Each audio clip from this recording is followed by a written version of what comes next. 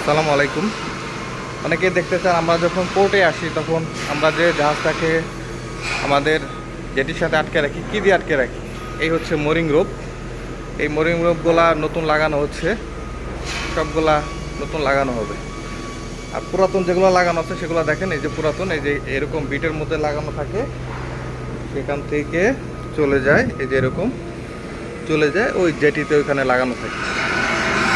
আর আমরা যখন পোর্টে আসি, এটা হচ্ছে এই কনস্ট্রাকশনটা হচ্ছে যখন শিপইয়ার্ডে থাকে তখন। আর আমরা যখন ইউজ করি, এই যে মোরিং ড্রামগুলো দেখতে পাচ্ছেন, এই ড্রামগুলোর মধ্যে এই রোপগুলো পেঁচানো হবে, নতুনভাবে লাগানো হচ্ছে। যে দেখেন এখানে ভিতরে একটা ক্ল্যাম্প দিয়ে লাগানো, ক্ল্যাম্প দিয়ে লাগানো। এটা লাগানোর পরে মোটর দিয়ে এটা ঘুরিয়ে ঘুরিয়ে পেঁচিয়ে পেঁচিয়ে রাখা হবে। এরপরে যখন আমরা পোর্টে যাব তখন এই লাইনগুলো আমরা দিয়ে জাহাজকে আমরা জেটির সাথে আটকে রাখবো। প্রত্যেকটা আমাদের এই জাহাজে সামনে আমাদের 12টা এরকম মোটা মোটা রশি আছে, যেটাকে আমরা মোরিং রোপ বলি। আর আমাদের শিপের পেছনের সাইডে এখানে আছে 10টি।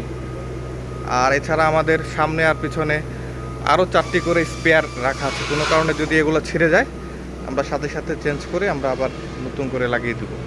এই হচ্ছে মোরিং রোপ।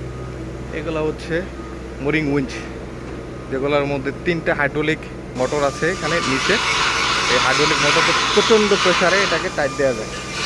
আপনি দেখায় এখানে সেফ ওয়ার্কিং লোড, এই যে এগুলোতে দেখেন 140 টন। তার মানে এই মোরিং রোপগুলো 140 টন করে ওজন টানতে পারবে, এত শক্তিশালী। এবং এই রোপগুলা এগুলা হচ্ছে এক একটা 190 টন করে ওজনের জিনিস এটা টানতে পারবে। সেফ ওয়ার্কিং লোড লেখা আছে এখানে। আমাদের যখন এই রোপগুলো সাপ্লাই করে তখন আমাদের এর সাথে সার্টিফিকেটগুলোও দিয়ে দেয়। সো দেখতেই পাচ্ছেন আমাদের এটা পেছনের সাইডে আছি আমরা। পেছনে এইখানে আমাদের 10টা রোপ লাগানো হবে। তো আমরা যখন পোর্টে যাব পেছনে আমরা 10টা দড়ি লাগাবো এবং সামনে আমরা 12টা দড়ি লাগাবো। আপনারা দেখেন যে অন্যান্য জাহাজে কীরকম লাগানো, এরকম এখানে লাগানো আছে 3টা। আমরা এরকম 10টা রোপ দিয়ে আমরা আমাদের জাহাজকে আটকে রাখবো। ধন্যবাদ সবাইকে।